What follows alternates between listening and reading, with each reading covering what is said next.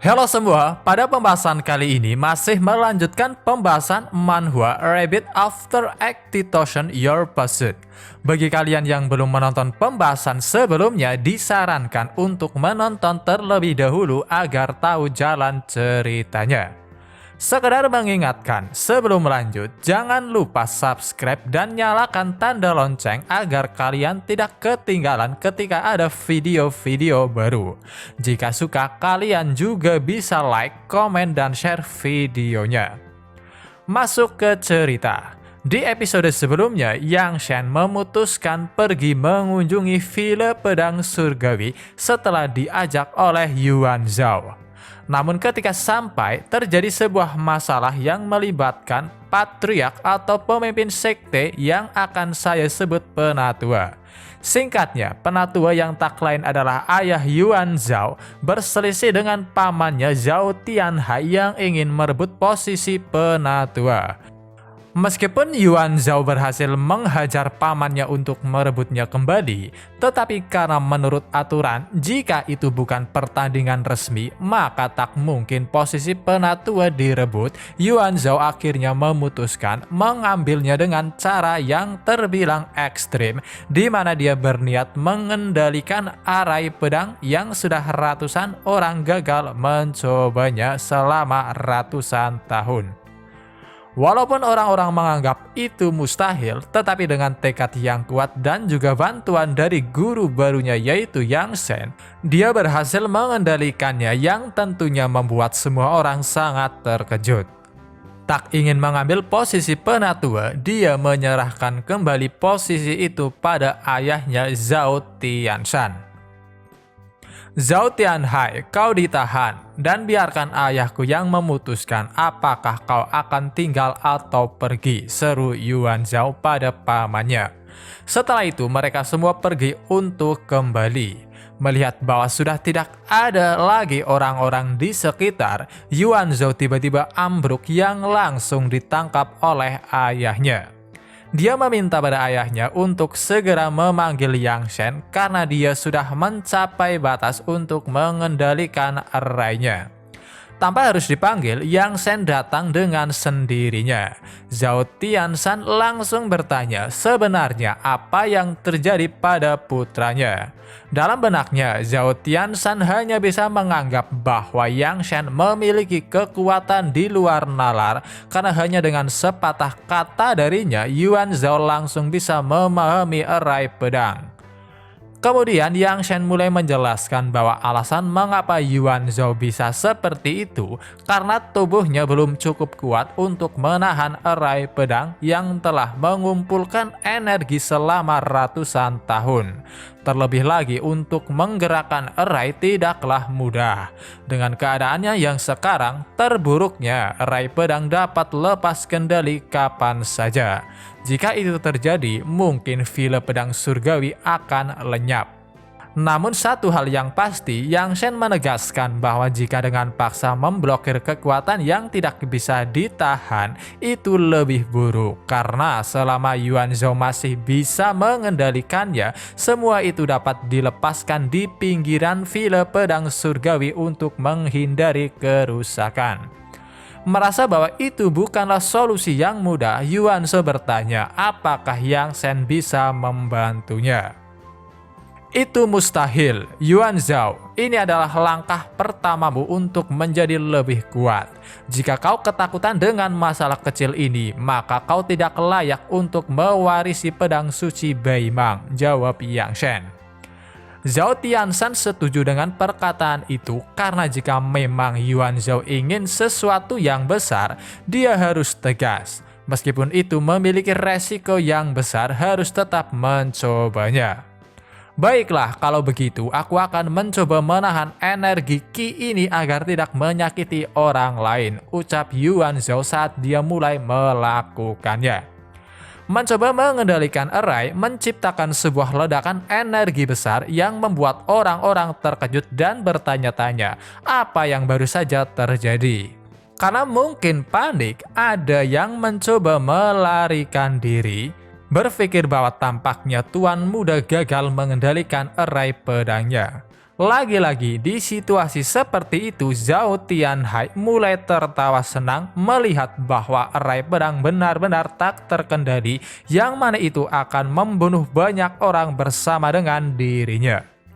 Berbeda dengan kekacauan tersebut, di sisi lain Yuan Zhao terlihat sangat senang karena dia bisa merasakan bahwa niat pedang jahat sedikit demi sedikit mulai menghilang. Sehingga sekarang dia hampir dapat sepenuhnya mengontrol erai pedangnya. Kerja bagus, sekarang kau layak untuk menerima setar valku, puji Yang Shen bersamaan dengan dia yang memberikan setar valnya atau lebih mudah hadiah. Menerimanya hanya bisa membuat Yuan Zhao tercengang karena itu merupakan jurus seni pedang yang sangat mendominasi. Langsung mencobanya, efeknya sangat luar biasa, di mana Yuan Zhao yang sebelumnya kesulitan mengontrol erainya, sekarang dia bisa mengontrolnya dengan mudah di telapak tangannya. Murid memberi hormat pada master, salam Yuan Zhao pada Yang Shen yang langsung ditegur agar memanggilnya saudara Yang Shen saja karena tidak ingin menerima murid. Namun Yuan Zhao tak menyerah dan ingin tetap memanggil Yang Shen master karena telah membantu mendapatkan warisan pedang suci Beimang, bahkan juga mengajarinya seni pedang yang sangat kuat. Menghela nafas, Yang Shen hanya menjawab terserah kau saja, karena dia menganggap bahwa keadaan ini tampaknya merupakan sebuah takdir. Itu benar-benar membuat Yuan Zhao sangat senang. Adapun Gu Tianji, dia hanya bisa menganggap bahwa Yuan Zhao adalah orang yang sangat beruntung karena bisa menyembah seorang kaisar Xingchen. Di Villa Pedang Surgawi, orang-orang yang tadinya panik melihat bahwa energi erai mulai menghilang, mereka menjadi tenang kembali. Bahkan merasa senang karena tampaknya kejadian sebelumnya bukan karena erai pedang lepas kendali, melainkan Tuan Muda sedang mencobanya. Sehingga meskipun ada beberapa rumah yang hancur, karena tidak ada satupun korban jiwa, mereka sangat senang. Aku tidak percaya, aku tidak rela, teriak Zhao Tianhai mengetahui Yuan Zhao benar-benar bisa mengendalikan erai pedang.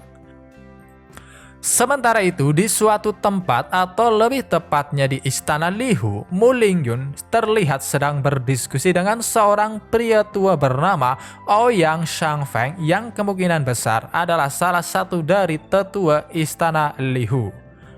Kepala Ouyang, bukankah seharusnya Yang Shen tidak memiliki bagian kedua dari sutra api? Meskipun ada, seharusnya kita bisa berdagang satu sama lain tanpa perlu melakukan kekerasan, ucap Mu Lingyun. Singkat cerita, masih berhubungan dengan warisan pedang suci Beimang, Ouyang ingin menyerang Villa Pedang Surgawi dan juga menangkap Yang Shen agar bisa mendapatkan warisan sekaligus bagian kedua dari sutra api yang Mu Lingyun sebutkan sebelumnya. Di situ, Mu Lingyun berusaha mencegah rencana Ouyang sampai mengatakan bahwa Yang Shen adalah orang yang sulit diprediksi. Dengan sikap yang penuh percaya diri, Ouyang membalas agar untuk menyerahkan semua itu padanya karena sebenarnya dia sudah menghubungi dinasti Ming, keluarga Li, dan juga sekte Union atau Bawang, sehingga dengan semua kekuatan itu dia sangat yakin membunuh Yang Shen adalah perkara mudah. Tidak menyerah, Mu Lingyun berkata bahwa itu terlalu beresiko, tetapi Ouyang menjawab, "Yang mulia, aku datang ke sini bukan untuk berdiskusi denganmu. Aku datang hanya untuk memberitahumu bahwa besok kita akan bergabung dengan Kekaisaran Dinasti Ming, keluarga Li, dan juga Sekte Bawang untuk menyerang Villa Pedang Surgawi dan juga menangkap Yang Shen, dan ingat, itu sangatlah penting." Setelah mengatakan itu, Ouyang langsung pergi. Karena Yang Shen adalah orang yang telah menyelamatkan nyawanya, Mu Lingyun berpikir untuk memberitahu kabar tersebut padanya. "Yang Shen, aku hanya dapat membantumu dari sini. Kuharap kau tidak gegabah dan juga aku berharap kau sempat untuk melarikan diri," ucap Mu Lingyun dalam benaknya saat dia mengirim pesannya. Di sebuah ruangan di Villa Pedang Surgawi, Yang Shen sedang bersiap untuk melakukan kultivasi dengan menyerap kekuatan dari batu bintang di atas array yang dibuat oleh Gu Tianji. Yang Shen berkata pada Yuan Zhao, "Karena aku akan mengasingkan diri untuk menyerap kekuatan batu bintang, jadi aku tidak akan mengetahui keadaan di luar, sehingga jika terjadi sesuatu, tunggulah sampai aku keluar." Mengerti perintahnya, Yuan Zhao kemudian pergi keluar. Sebelum memulainya, tak lupa Yang Shen segera menggunakan jurus Zhang Qi yang mana itu bisa menciptakan sebuah penghalang. Di saat itulah tiba-tiba giok transmisi suara yang Mung Lingyun kirim tiba, namun tidak bisa menjangkau Yang Shen karena terhalang oleh penghalang. Melihat itu, Yuan Zhao yang sedang berjaga segera mengambilnya. Dalam sekejap mata dia bisa tahu bahwa 3 kekuatan besar akan menyerang Villa Pedang Surgawi. Pengasingan master kali ini sangatlah penting. Aku ingin tahu apakah aku bisa menahan mereka sendiri, ucap Yuan Zhao dalam benaknya dengan ekspresi seriusnya. 3 hari kemudian, dipimpin oleh Li Long, pangeran dinasti Ming yaitu Ming Ji dan juga pangeran Bawang. Dengan pasukan yang mereka bawa, mereka langsung menerobos masuk untuk menyerang Villa Pedang Surgawi. Karena sewaktu tiba tidak terlihat satupun orang, mereka menganggap apakah semua orang telah melarikan diri. Namun tak berselang lama, orang-orang Villa Pedang Surgawi yang dianggap melarikan diri muncul bersamaan dengan mereka yang menodongkan panah. Tentu hal itu benar-benar membuat ketiga idiot sangat-sangat terkejut. Mengeluarkan senjata masing-masing, pada akhirnya mereka mulai menyerang, yakin bisa menang dengan jumlah mereka yang jauh lebih unggul. Villa Pedang Surgawiku tidak memiliki masalah dengan kalian. Bahkan di makam Wuzun, masterku Yang Shen telah menyelamatkan kalian. Aku tidak tahu kenapa kalian tidak memiliki rasa malu seperti itu, ucap Yuan Zhao saat dia mendekati ketiga idiot.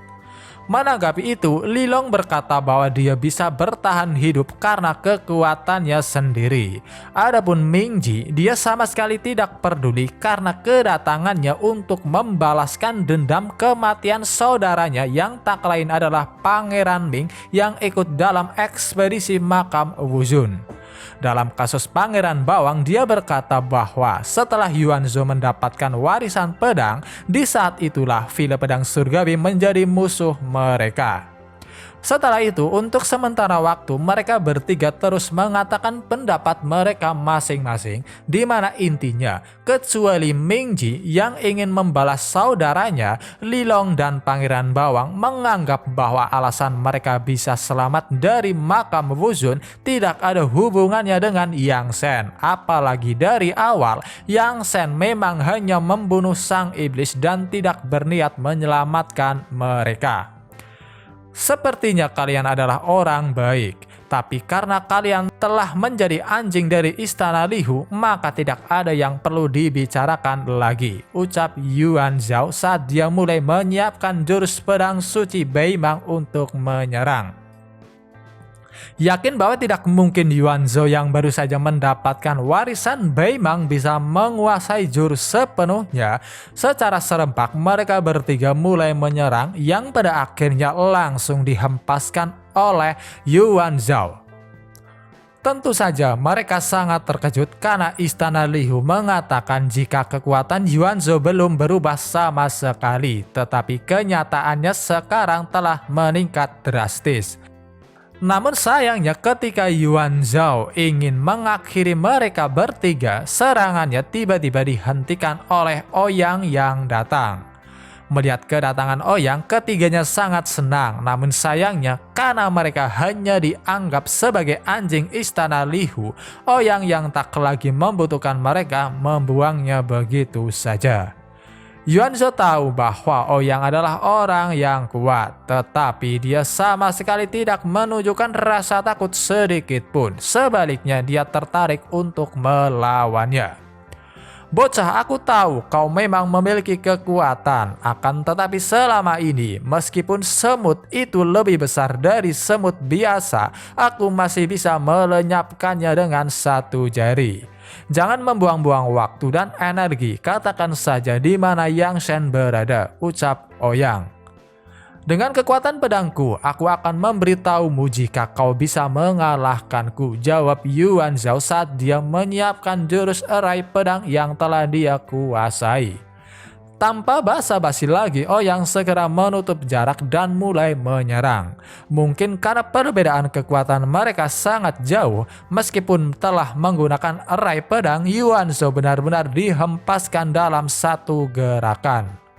Sial, aku tidak menyangka dia menjadi kuat. Apakah aku terlalu meremehkannya? Ucap Ouyang dalam benaknya saat dia menyembunyikan luka di tangannya dan bersikap seolah-olah baik-baik saja. Tak menyerah begitu saja, Yuan Zhao berdiri dan segera menggunakan jurus Starfall Sword Array. Adapun Ouyang, dia juga tak tinggal diam dan segera menciptakan banyak bayangannya untuk mulai menyerang dan menyudutkan Yuan Zhao. Oh tidak, Tuan Muda dalam bahaya, teriak para murid Villa Pedang Surgawi yang pada akhirnya mereka berbentrokan dengan bawahan ketiga idiot ketika ingin membantu. Singkat cerita, dengan kekalahan Yuan Zhao, Villa Pedang Surgawi benar-benar dipojokkan. Namun untungnya ketika Ouyang ingin menghabisi Yuan Zhao yang tidak berdaya, Yang Shen muncul yang langsung memukul Ouyang, membuatnya terlempar dan langsung menancap di dinding. Tentu hal itu benar-benar membuat ketiga idiot dan bawahannya sangat terkejut karena mereka tidak menyangka Yang Shen akan sekuat itu. Adapun orang-orang Villa Pedang Surgawi hanya bisa bersorak senang. Guru, murid ini sudah bekerja keras sampai Anda keluar. Kau bodoh, urusan hidup dan mati seperti ini kau harus pergi kepadaku untuk meminta bantuan. Istirahatlah, selanjutnya serahkan saja pada guru. Keluar dari puing-puing tembok, Ouyang langsung memuji Yang Shen yang benar-benar sangat mencintai muridnya. Namun yang pasti dia berkata, hal itu benar-benar membuatnya semakin ingin membunuh Yang Shen. Bahkan jika kamu mengambil inisiatif untuk menyerahkan bab kedua dari Sutra Api, aku akan membiarkanmu mengalami apa yang lebih baik daripada kematian, teriak Ouyang. Mendengar itu, Yang Shen sekarang benar-benar mengerti bahwa ternyata Ouyang yang memiliki kultivasi jauh melampaui pedang suci Beimang dan pada dasarnya tidak ada gunanya menyerang Villa Pedang Surgawi, hanya ingin mendapatkan Sutra Api miliknya. Ouyang sendiri mengaku bahwa sedikit warisan pedang suci Beimang tidak layak untuknya, sehingga jika Yang Shen mau berinisiatif memberikan Sutra Api, dia hanya akan memukul 3 kali dan membuat orang-orang di Villa Pedang Surgawi mati bahagia. Mengeluarkan bab kedua dari Sutra Api tertinggi, Yang Shen bertingkah seolah-olah ingin menyerahkannya. Namun sayangnya itu hanyalah tipuan karena dengan segera dia membakarnya. Sialan, beraninya kau menghancurkan fondasi masa depanku, teriak Ouyang yang shock berat. Dengan perasaan yang benar-benar sangat marah, Ouyang langsung maju untuk menyerang menggunakan jurus Seven World Breaking Gun. Adapun Yang Shen dengan tenangnya berkata pada Yuan Zhao, Yuan Zhao, sebelum kau bisa memahami penggunaan seni pedang Starfall, perhatikan baik-baik, aku akan mengajarkannya sekali. Mengangkat salah satu tangannya ke arah langit, cahaya emas langsung melesat ke langit. Satu demi satu pedang cahaya tercipta yang langsung menyerang Ouyang yang sedang kebingungan. Tanpa bisa mendekat, Ouyang terus-menerus menerima serangan sepihak yang pada akhirnya dia benar-benar dimusnahkan oleh Yang Shen. Melihat bahwa jurus dahsyat tersebut hanya menggunakan metode paling sederhana, tentunya membuat Yuan Zhao hanya bisa tercengang dan semakin mengagumi masternya. Memberikan sarannya, Yang Shen berkata bahwa jika Yuan Zhao dapat memahami 30% dari seni pedang Starfall, akan mudah untuknya melakukan hal semacam itu. Dengan kematian Uyang, ketiga idiot benar-benar dibuat pucat. Menyerahkan masalah mereka pada Yuanzhou, dia pun segera mendekat. Kau memprovokasiku. Memikirkan persahabatan di makam Wuzun, aku bisa mengampuni hidupmu. Tetapi karena telah mengganggu masterku, kalian harus mati. Teriak Yuanzhou pada tiga idiot yang sedang memohon ampunan. Akan tetapi ketika ingin memberikan hukuman pada mereka bertiga, tiba-tiba Yang Shen menghentikannya. Singkat cerita, Yang Shen berpikir, karena dia akan pergi meninggalkan Villa Pedang Surgawi, Yuanzhou yang ingin menaklukkan domain Ming akan mengalami kesulitan jika melakukannya seorang diri. Maka dari itu, Yang Shen berpikir untuk menggunakan ketiga idiot untuk membantu Yuanzhou. Untuk menghindari hal-hal yang tak diinginkan, khususnya pemberontakan, dia melakukan sesuatu pada mereka bertiga.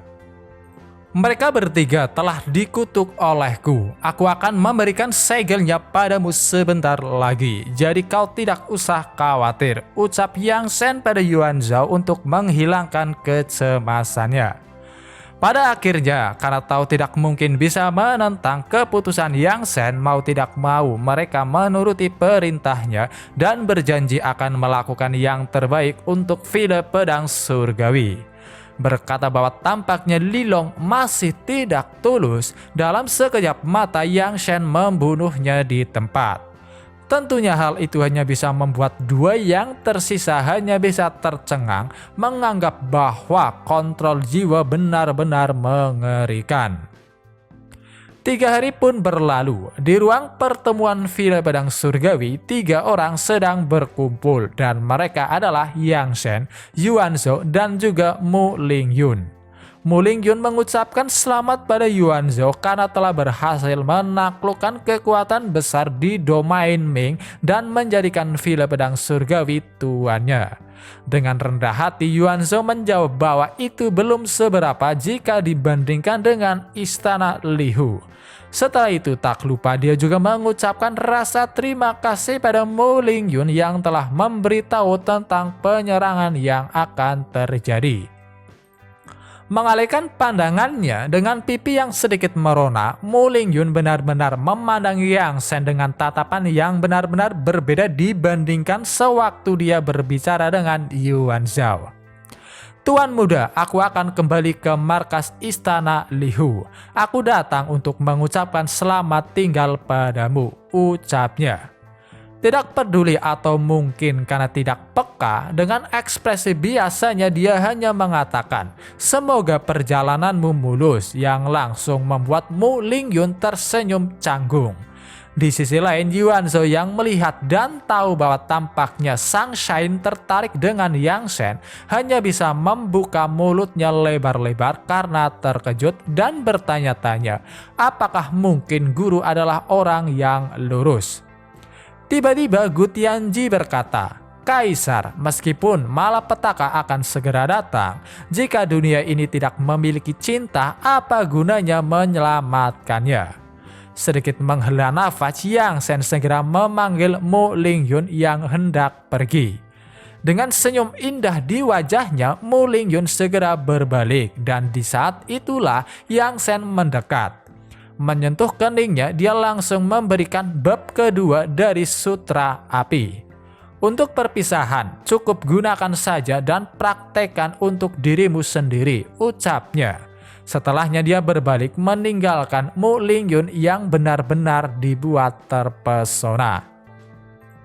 Sementara itu, di suatu tempat yang jauh, Ratu Debu Merah yaitu Hong Shen Nudi, mantan istri sang Kaisar Agung Yang Shen alias Xing Shen, memandang ke arah langit. Dia berkata, "Xing Shen, apakah kau kembali?"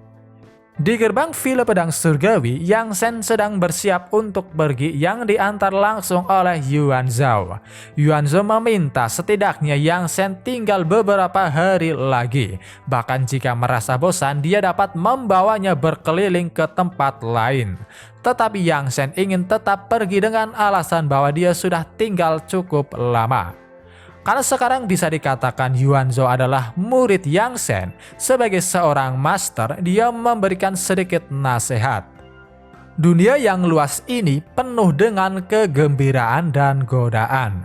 Tetapi ini juga penuh krisis. Kau harus menutup diri selama 10 tahun, berfokus pada peningkatan kekuatanmu, dan jangan anggap enteng. Dengan senang hati, Yuanzhou menerima nasihat tersebut. Menaiki kudanya tanpa berlama-lama lagi, Yang Shen akhirnya pergi meninggalkan villa pedang surgawi.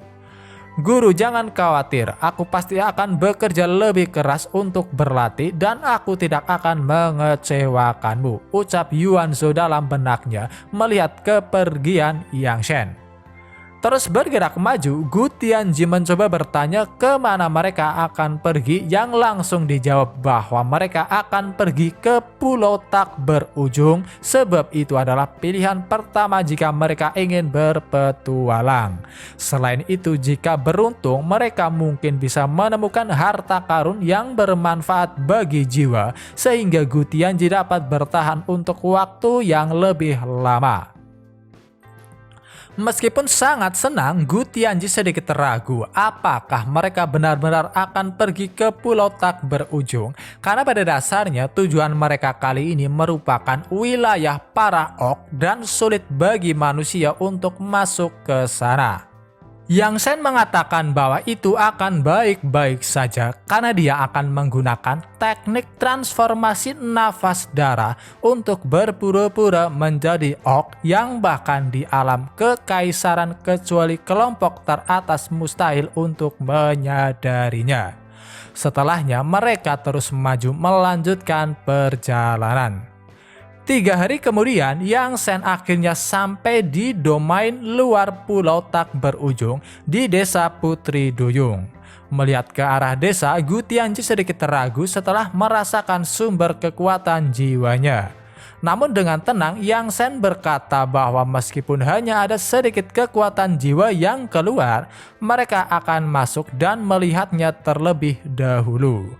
Ketika memasuki desa, Yang Shen benar-benar menjadi pusat perhatian semua orang, yang di antara mereka benar-benar terlihat seperti seorang gelandangan karena memakai baju lusuh. Kepala desa Putri Duyung bernama Mu Lao memanggil dan langsung bertanya apakah mungkin kedatangan Yang Shen ke desa ini untuk mencari seorang kerabat atau teman. Dengan sopan, Yang Shen menjawab bahwa dia datang bukan mencari teman atau kerabat, melainkan sedang dalam perjalanan sehingga jika diperbolehkan dia ingin bermalam selama 2 hari. Mu Lao menjawab bahwa demi keamanan dengan situasi yang sedang terjadi di desa saat ini, dia berkata bahwa Yang Shen tidak dapat bermalam di desa ini sehingga sebaiknya pergi ke desa lain selagi masih pagi. Seorang pria bernama Axiang tiba-tiba berlari menghampiri kepala desa lalu memberitahu bahwa semua orang sakit lagi. Hal itu benar-benar membuat Mu Lao sangat terkejut sebelum dia pergi untuk melihatnya. Berpikir bahwa mungkin penyakit yang dibicarakan terkait dengan kekuatan totem, Yang Shen memutuskan untuk pergi melihatnya juga. Di balai desa, beberapa orang yang terbaring sakit tiba-tiba mulai menumbuhkan sisik dan sirip ikan. Merasa sangat tersiksa, bahkan mereka berharap lebih baik mati daripada hidup kesakitan seperti itu. Li Zhangjing, orang yang bertanggung jawab untuk perawatan, berkata bahwa meskipun dia telah menggunakan segala cara tetapi masih belum bisa menghentikannya. Jika desa Putri Duyung terus seperti ini, kita akan musnah. Kita tidak bisa terus seperti ini. Bahkan jika itu melanggar tiang totem pelatihan leluhur, itu harus dibuka, ucap Mu Lao dalam benaknya dengan ekspresi yang putus asa. Dia lalu meminta Axiang untuk segera memanggil 3 tetua klan karena dia ingin membuka erai totem. Adapun alasannya karena Dr. Li Zongjing bahkan tidak bisa berbuat apa-apa, sehingga Mulao hanya bisa menyimpulkan bahwa itu merupakan kutukan surga, sehingga dia berniat menggunakan kekuatan totem untuk menyembuhkan mereka. Ada sedikit keraguan dengan keputusan tersebut karena jika mereka membuka array besar tanpa otoritas, ada kemungkinan bisa mengundang kekuatan besar datang yang tidak mungkin bisa mereka hadapi. Tetapi karena tidak ada pilihan lain lagi, Mulao memaksa Xiang untuk segera membuat pengaturannya karena sekarang mereka tidak memiliki banyak waktu yang tersisa. Hahaha, sudah 3 tahun aku menghabiskan begitu banyak energi. Lelaki tua itu akhirnya tidak tahan tekanan dan ingin memulai totem. Aku harus melaporkan berita ini kepada orang-orang di Lawson Hall, ucap Xiang di dalam pikirannya saat dia pergi dengan senyum jahatnya. Mendengar apa yang dikatakan oleh kepala desa, Yang Shen benar-benar tak menyangka bahwa di tempat seperti ini dia masih bisa menemukan kekuatan totem, sebuah warisan yang terbilang aneh. Meski begitu, karena dikabarkan kekuatan totem dapat meminjam kekayaan langit dan bumi, Gu Tianji bertanya apakah Yang Shen tertarik dengan hal tersebut. Kita akan pergi ke Pulau Tak Berujung. Laut Tak Berujung di tengahnya sangat berbahaya. Tetapi dengan bantuan array totem ini, itu akan menghemat banyak energi, ucap Yang Shen.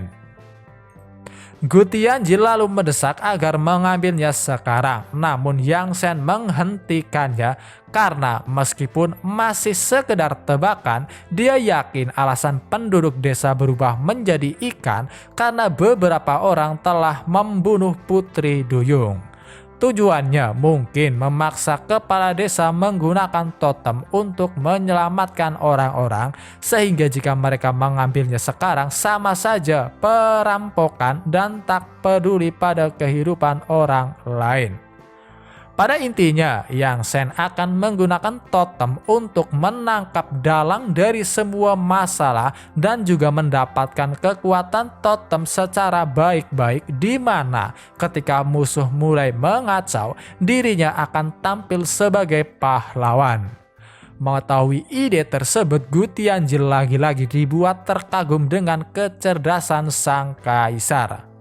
Singkat cerita, akhirnya pembukaan array totem dimulai. Namun bukannya sembuh menerima kekuatan totem, orang-orang yang telah berubah menjadi ikan mulai mengerang kesakitan. Tentu hal itu membuat penduduk desa lainnya sangat terkejut sekaligus bingung mengapa kekuatan totem tidak berfungsi. Tentu saja itu tidak bisa menyelamatkan mereka. Itu adalah efek dari bubuk Putri Duyung, bukan kutukan surga, sehingga tentu saja kekuatan totem tidak akan berpengaruh, ucap Xiang dalam benaknya saat senyum jahat tercipta di wajahnya. Mulao benar-benar dibuat bingung karena bagaimana bisa kekuatan totem tidak bisa menyelamatkan orang-orangnya. Di saat itulah sekelompok orang yang menaiki burung yang tak lain dari Lawson Hall datang. Setelah melompat dan mendarat, seorang pria yang bertindak sebagai pemimpin menjelaskan bahwa alasan kekuatan totem tidak bisa menyelamatkan mereka karena penyebab penyakit mereka adalah bubuk Putri Duyung. Mulao yang baru saja sadar bahwa pihak lain tampaknya berasal dari Lawson Hall hanya bisa terkejut.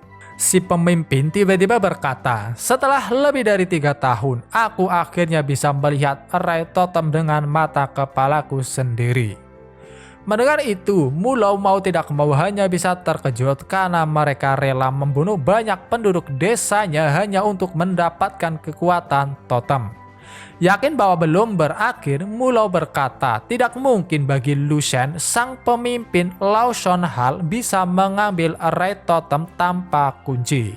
Namun kejadian berikutnya benar-benar membuat semua penduduk desa sangat terkejut karena dengan tiba-tiba Xiang maju dengan membawa kunci yang dimaksud dan menyerahkannya pada Lu Shen. Dengan mudahnya, Asyang mengakui bahwa dirinya adalah penyebab dari kekacauan yang sedang terjadi di desa Putri Duyung. Selain itu, dia juga diam-diam menyalin kunci totem. Ditanya mengapa bisa Asyang mengkhianati orang-orangnya sendiri, dia beralasan bahwa itu semua demi rencananya yang ingin membuat klan mereka berkembang lebih baik. Karena dengan menggunakan kekuatan totem dia bisa mendapatkan lebih banyak sumber daya dan harta. Dia pun segera menyalakan kunci totem pada Lu Shen yang benar-benar membuat penduduk desa lainnya memandangnya dengan pandangan penuh kebencian. Yakin bahwa dengan mengikuti Lu Shen merupakan pilihan yang sangat tepat, sayangnya harapan itu hanya bisa menjadi angan-angan karena setelah menyerahkan kunci totem dia langsung ditendang oleh Lu Shen. Melakukan pengkhianatan terhadap klan, kau ingin mengikutiku, cepat atau lambat kau akan menjadi momok, ucap Lu Shen. Setelah kunci totem digunakan, dari dalam formasi array tiba-tiba muncul seorang putri duyung, yaitu wanita ikan yang seluruh tubuhnya terbuat dari air. Lu Shen benar-benar sangat senang karena akhirnya dia bisa mendapatkan array totem. Kaisar, apakah kau belum melakukan apa-apa? Tanya Gu Tianji yang langsung dijawab, jangan khawatir, Lu Shen ini telah berakhir. Lu Shen yang awalnya tertawa senang hanya bisa dibuat bingung karena kunci miliknya sama sekali tidak berfungsi, yang membuatnya hanya bisa terhempas dengan energi kuat yang dipancarkan oleh sang putri duyung. Usut punya usut, ternyata kunci yang dipegang oleh Lu Shen adalah palsu karena kunci duplikat yang asli saat ini sedang dipegang oleh Asyang. Dia lalu berkata, untuk hari ini aku telah menahan penghinaan selama 3 tahun dan akhirnya aku selesai. Sekarang kau hanya memiliki 2 pilihan di hadapanku, antaranya menyerah atau mati. Lu Shen benar-benar marah karena pria seperti anjing rendahan berani menipunya. Berniat menyerang, malahan dialah yang dalam sekejap mata terbunuh oleh serangan sang putri duyung. Para bawahan Lu Shen hanya bisa dibuat terheran-heran apa yang sebenarnya telah terjadi. Mengapa Lu Shen yang berada di tingkat Wuzhong bisa dibunuh hanya dengan 1 gerakan? Pada akhirnya karena tidak ingin dibunuh, semua bawahan Lu Shen hanya bisa bersujud menganggap bahwa sekarang Asyang adalah master mereka. Selesai berurusan dengan Lao Shan Hal, Asyang segera berbalik ke arah para penduduk desa, atau lebih tepatnya ke arah kepala desa untuk bertanya keputusan apa yang dia pilih. Mulao hanya bisa bingung apa yang harus dia pilih karena tidak mungkin mereka bisa mengalahkan Asyang yang mempunyai totem putri duyung untuk melindunginya. Masih ragu dan tidak langsung menjawabnya, Asyang yang telah kehilangan kesabaran akhirnya melepaskan sebuah serangan untuk membunuh Mulao. Namun ketika Mulao berpikir apakah mungkin dia akan mati, tiba-tiba Yang Shen muncul dan menyelamatkannya.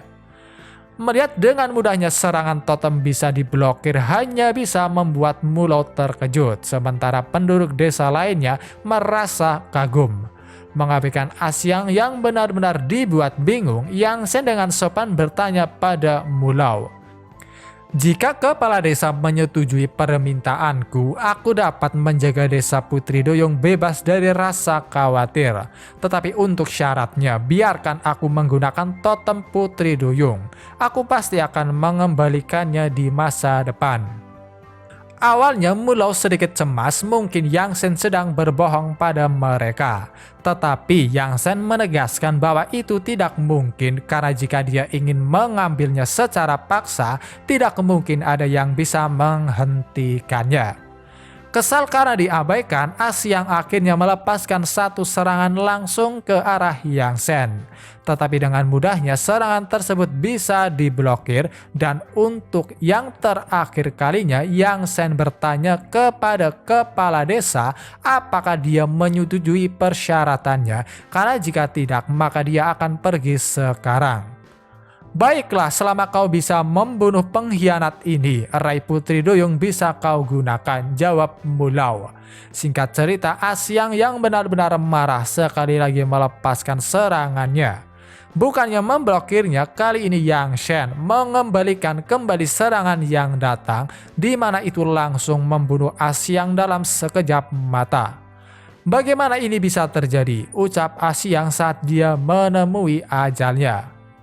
Kaisar benar-benar memiliki mata seperti obor dan mengetahui bahwa Asyang adalah bos yang sebenarnya. Orang tua ini selalu mengira bahwa itu adalah Lu Shen, kata Gu Tianji.